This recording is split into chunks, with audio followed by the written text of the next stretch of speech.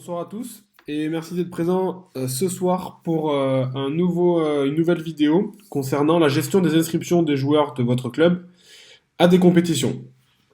Donc là, on va voir ensemble ce soir comment est-ce que vous pouvez facilement envoyer des inscriptions à un organisateur de compétition en inscrivant les joueurs de votre club, en modifiant les informations, en payant pour eux, etc. Donc ce soir, on va voir l'inscription de joueurs. Première étape, on va voir comment inscrire un joueur et modifier son inscription. Seconde étape, on va voir comment est-ce qu'on va pouvoir envoyer les inscriptions à l'organisateur. Donc première étape, c'est la préparation des inscriptions. Et dans un second temps, on va envoyer les inscriptions à l'organisateur qui pourra les traiter. Ensuite, on verra comment payer les inscriptions des joueurs qui participent finalement à la compétition. Et enfin, comment visualiser les convocations et les résultats des joueurs de mon club qui ont participé ou qui vont participer à une compétition. Tout ça depuis mon compte Badnet, mon compte club Badnet. Donc, j'arrive sur mon compte club. Ici, on a, donc comme d'habitude, je suis sur un club de test. Donc, sur votre tableau de bord, les tournois avec des joueurs de votre club qui sont inscrits sont symbolisés par des petites icônes, des petits ronds verts en haut à gauche de leur cartouche. Donc là, l'icône verte sur le tournoi de formation signifie que des joueurs de mon club, en l'occurrence 6, sont inscrits à ce tournoi. En rouge ici, ça veut juste dire que je gère le tournoi, donc c'est ma partie administrateur du tournoi, de la compétition. Donc là, on va aller sur le tournoi de formation en tant que club, avec des joueurs de mon club qui sont inscrits à la compétition.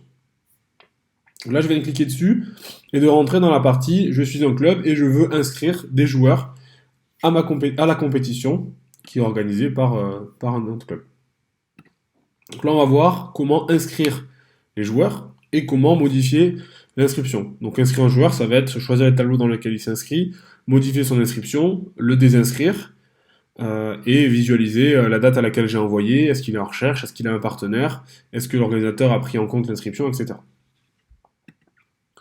Donc là, pour inscrire un joueur à la compétition, c'est écrit nom ou licence du joueur ajouté. Donc là, je peux choisir un joueur, je peux taper le nom d'un joueur, donc de mon club, on va prendre Cantoril Valérian, on clique dessus, et là, on va préparer son inscription pour l'envoyer à l'organisateur. Donc on va dire que Valérian, il va faire le simple, et il va aussi faire le mixte en recherche, et on peut mettre un petit commentaire pour dire un partenaire entre R4 et R5 est espéré. Donc là, c'est une partenaire, donc pour dire que voilà, on va envoyer l'inscription avec un petit commentaire et une inscription dans le tableau. Terminé, on va enregistrer l'inscription de Valérian. Et donc là, on a une inscription en jaune, donc je viens d'inscrire un joueur, de préparer l'inscription d'un joueur à la compétition. Donc là, il y a une couleur jaune qui est apparue. Une inscription est en jaune lorsqu'elle est préparée, mais pas encore envoyée à l'organisateur. Donc là, ça permet de préparer toutes les inscriptions que je vais ensuite envoyer à l'organisateur d'un seul coup. Ça évite qu'à chaque fois l'organisateur reçoive un mail, hop, je viens d'inscrire Valérien, puis machin, puis chouette, etc. Donc là, j'ai préparé une première inscription. On peut en préparer une seconde. Par exemple, on peut chercher une personne du club, l'inscrire dans un tableau, et donc là, j'aurai une seconde ligne jaune, c'est une deuxième personne pour laquelle je suis en train de préparer l'inscription. Donc là, à droite, on a les statuts des inscriptions qui clarifient tout ça. Donc là, on a des inscriptions qui ont été envoyées, donc elles ne sont pas surlignées en jaune, elles ont été envoyées à l'organisateur, le 27-01. Donc l'organisateur, il peut valider les inscriptions. Avec le petit sablier, ça veut dire que l'inscription, elle est en attente, c'est-à-dire que là, je ne l'ai pas encore envoyée, puisque je suis en train de finaliser l'inscription sur la fiche de mon club. Et avec le petit V validé, c'est que le joueur, on a envoyé son inscription et elle a été validée par l'organisateur. Donc lui, il est bien inscrit, c'est le seul joueur pour l'instant qui est inscrit à la compétition. Quand j'ai fini de préparer mes inscriptions, alors bien évidemment, pour modifier une inscription, on clique dessus. On retrouve la fiche du joueur, on change l'inscription. Finalement, il fera le mixte et pas le simple. On termine et donc là, on a réalisé la modification. Tout est bon. Si jamais on inscrit un joueur avec un partenaire du club, le partenaire du club, lui, sera inscrit automatiquement, le ou la. Donc là, par exemple, on peut choisir une partenaire, on enregistre, et donc là, j'ai inscrit Benoît avec une partenaire du même club, Manon. Donc dans ce cas-là, Manon, elle s'est inscrite automatiquement en mix du moins, et là, je peux modifier pour l'inscrire en simple également si je veux. Une fois que j'ai fini de préparer toutes mes inscriptions, et bien là, on va les envoyer Donc ça, c'est la deuxième étape. Cette deuxième étape, c'est vraiment l'envoi des inscriptions. Donc là, c'est vraiment, il y a un premier travail du club qui va être de préparer les inscriptions à envoyer. Donc là, c'est à vous, avec votre processus interne, de demander aux joueurs soit de s'inscrire via Badnet ou eBad, soit de vous envoyer un mail, soit de vous envoyer une feuille avec l'inscription au tournoi. Et vous pouvez préparer l'inscription sur Badnet et dire, ben voilà, une semaine avant la date de fermeture d'inscription, j'ai envoyé toutes les inscriptions de mon club. Donc on prépare petit à petit. On a les lignes jaunes qui apparaissent sur la fiche du club. Et donc là, une fois que c'est bon, on peut procéder à un envoi des inscriptions à l'organisateur, qui va recevoir un mail avec le PDF des inscriptions, et bien sûr qui va voir sur son tableau de bord Badnet que des inscriptions sont en attente. Donc là, pour faire ça, on clique sur le bouton Envoyer les inscriptions. On peut mettre un message libre si on veut, et donc là, ça va envoyer les nouvelles inscriptions à l'organisateur, et vous recevrez vous-même un mail en copie pour dire quelles inscriptions ont été envoyées. On envoie, et donc là, tout le monde, il n'y a plus de ligne jaune, tout le monde est passé envoyé, et donc là, tout le monde est en statut envoyé, donc en attente de la validation de l'organisateur. Donc on voit qu'il y a un petit commentaire ici qui a été laissé, c'est pour l'inscription de Valérian, qui a mis un petit commentaire sur l'inscription, et donc là, on est bon. On est bon, et donc si je viens dans Badnet, donc là je vais changer d'affichage pour aller cette fois dans la partie administrateur du tournoi. Je viens dans les inscriptions, donc là je suis du côté, je suis club organisateur de la compétition. Pour Ramonville, j'ai bien tous ces joueurs qui sont en attente d'être, donc j'en ai 8, en attente que je les valide, moi de mon côté, en faisant une action sur les joueurs. Et une fois que je les valide, ils seront passés en statut validé. Donc voilà, côté organisateur, comment ça se passe, on reçoit les inscriptions ici, il n'y a plus qu'à les valider pour prendre en compte les inscriptions. Donc ça, c'était la seconde étape, envoyer les inscriptions, et donc là, à ce niveau-là, il n'y a plus d'inscriptions à envoyer, vous êtes bon, vous n'avez plus d'inscriptions à envoyer, tout est réglé, il n'y a plus qu'à attendre que l'organisateur valide les inscriptions ou que vous envoyez le règlement, le paiement de l'inscription. Donc c'est la troisième étape. La troisième étape, c'est le paiement. Comment payer l'inscription des joueurs en tant que club? Donc comment vous pouvez envoyer un chèque, envoyer un virement, payer en ligne directement l'inscription de vos joueurs. Donc ça se passe toujours dans cette interface, c'est la partie qui est plus en haut. Donc il y a deux boutons qui sont possibles. Donc vous pouvez soit ajouter un paiement sur le tournoi. Donc là, ajouter un paiement, on clique dessus. Ça va vous permettre de prendre les joueurs qui sont bien inscrits à la compétition. Donc là, on en a seulement 2 qui sont inscrits et validés. Et de dire que vous avez réalisé un paiement pour eux, par chèque ou par virement, par exemple. Donc là, par exemple, concrètement, je suis en train de dire, j'ai fait un virement de 24 € au club organisateur pour payer les inscriptions de Jules et de Valentin. J'enregistre. L'organisateur, il va recevoir un mail disant le club Ramonville vient de dire qu'il a payé en virement les inscriptions de ces 2 joueurs. Et là, l'organisateur pourra valider cette demande de paiement.